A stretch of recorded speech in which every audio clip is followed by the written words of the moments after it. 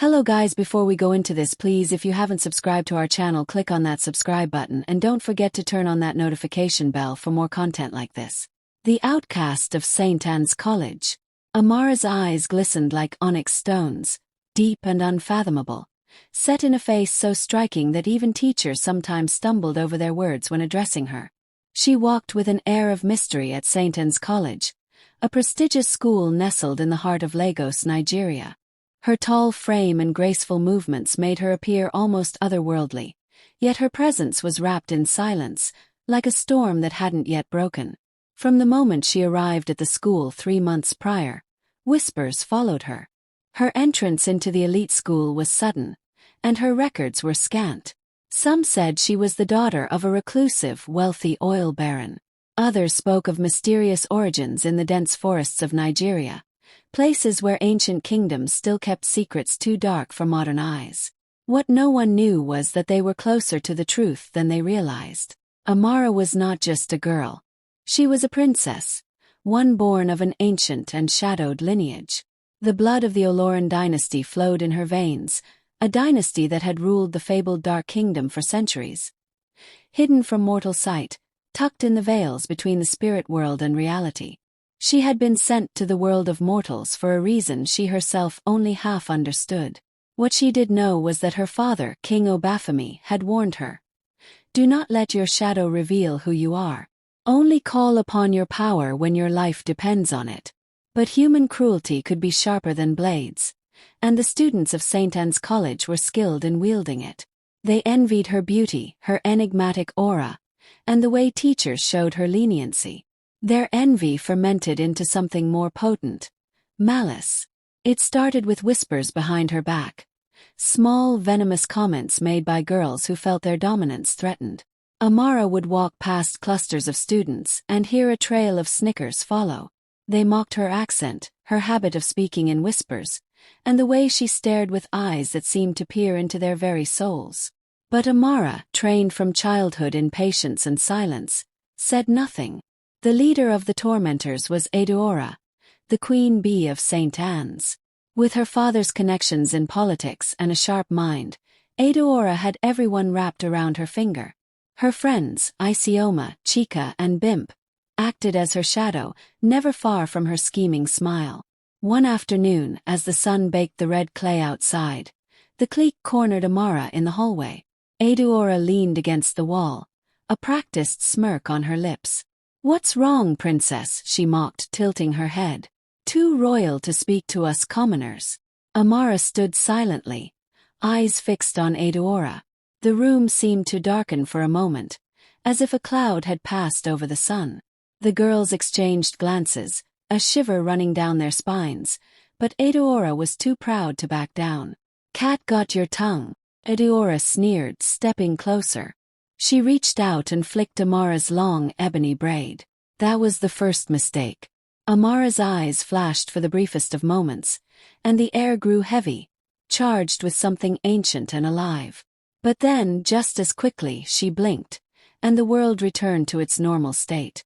She let out a breath she hadn't realized she'd been holding and stepped around Edeora, leaving behind a group of shaken bullies who laughed, too loudly to cover their fear. Rumors began to spread throughout St. Anne's, whispered behind cupped hands and exchanged in hurried glances. Something was off about Amara, but no one could pinpoint what. Some claimed she was a witch.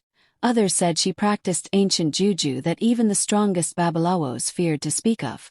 The girls who had witnessed that strange shift in the air whenever Amara was near could never quite forget the feeling.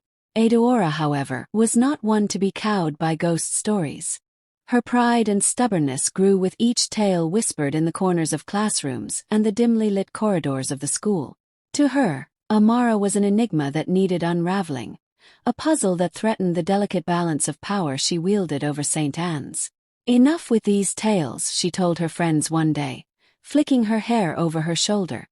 "We're going to show that strange girl her place." Isioma shifted uncomfortably. She remembered the chill that had swept down her spine the last time they had confronted Amara. "Maybe we should just leave her alone, Ada. She's not like the others." Edeora's eyes narrowed. "Exactly.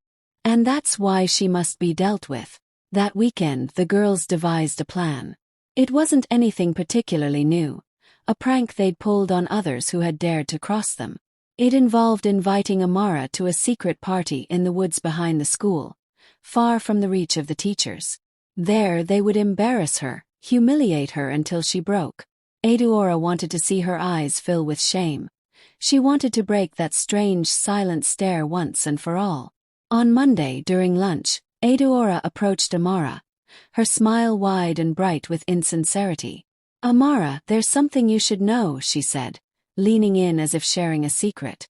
Amara looked up from her tray, eyes calm and unreadable. She didn't respond, only tilted her head slightly, waiting. "There's a special gathering we're having for the senior girls," Eudora continued. "A bonfire in the woods on Friday.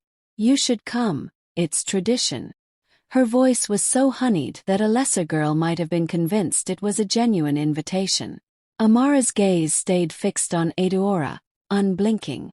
The silence stretched long enough that Chica, who stood just behind Eudora, shifted nervously.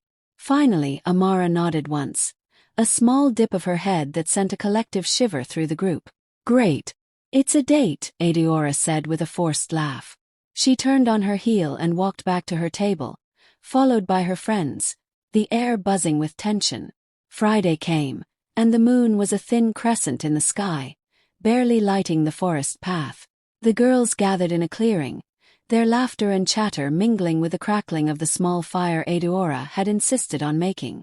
Bottles of soda and snacks were passed around, and the sound of pop music from a portable speaker floated through the trees.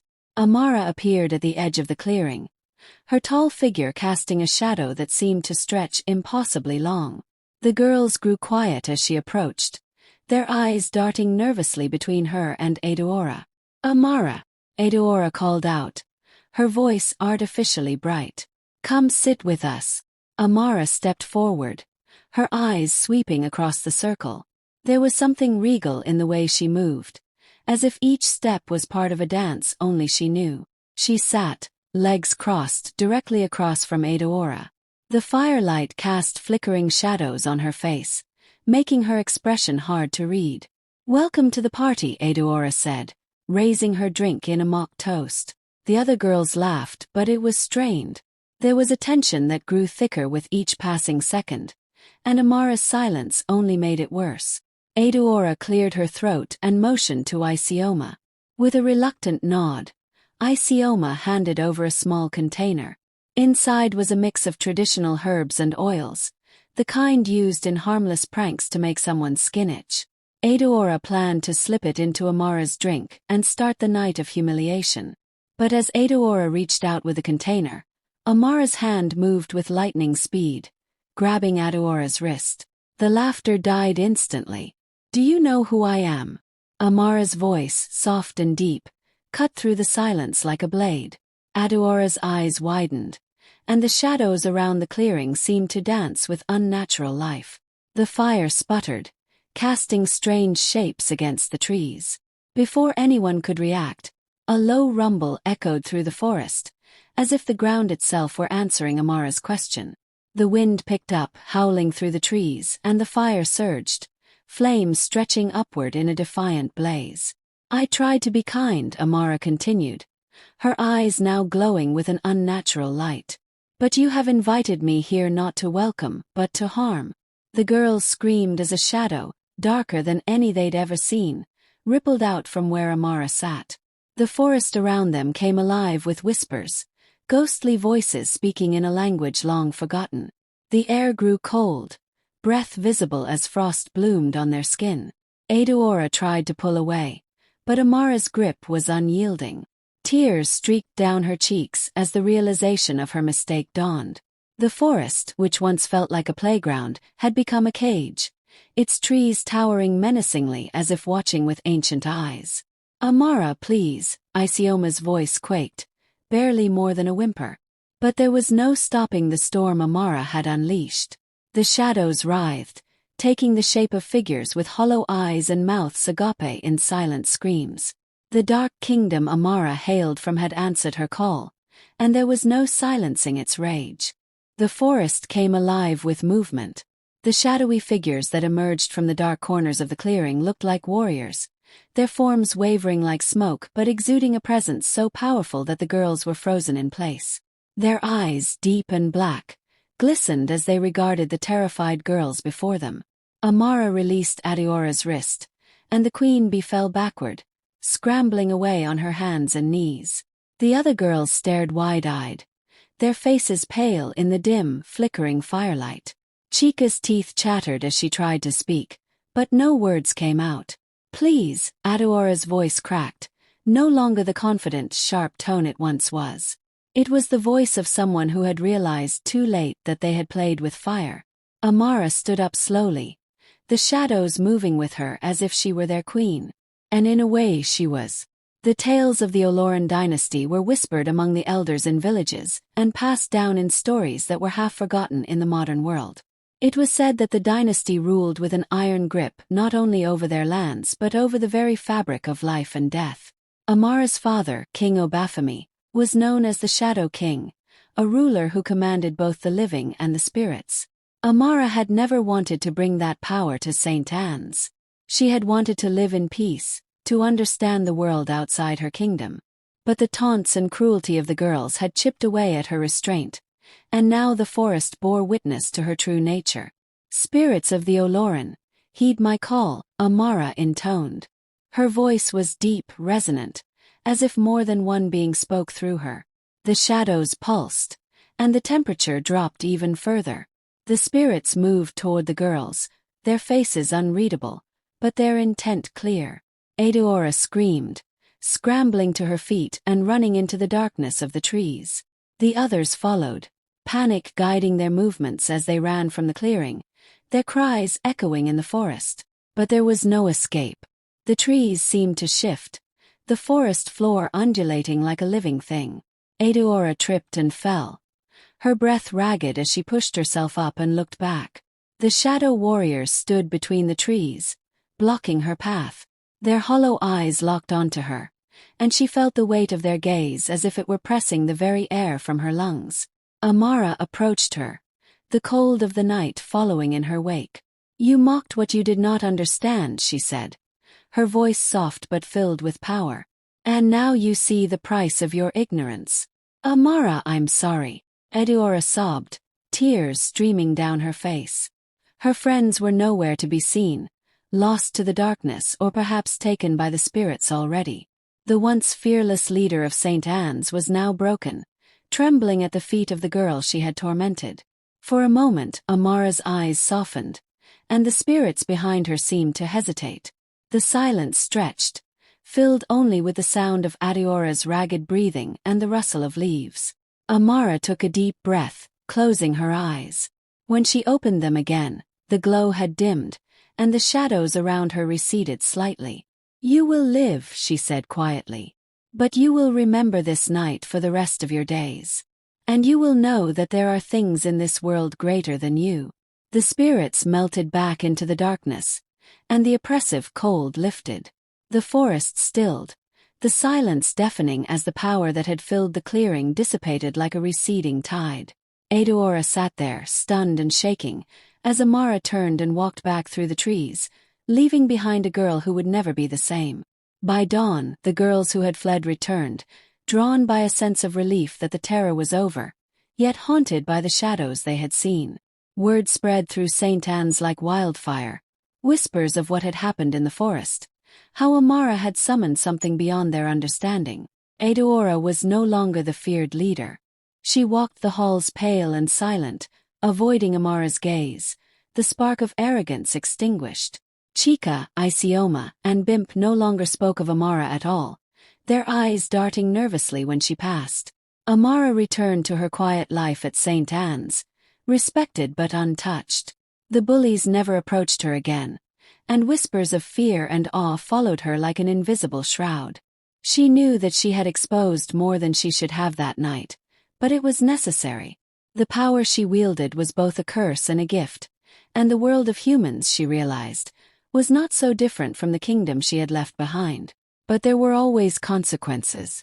Her father, King Obafemi, appeared to her in a dream soon after.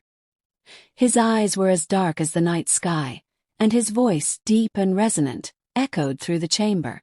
"You have called upon the power of our ancestors. You have broken the silence."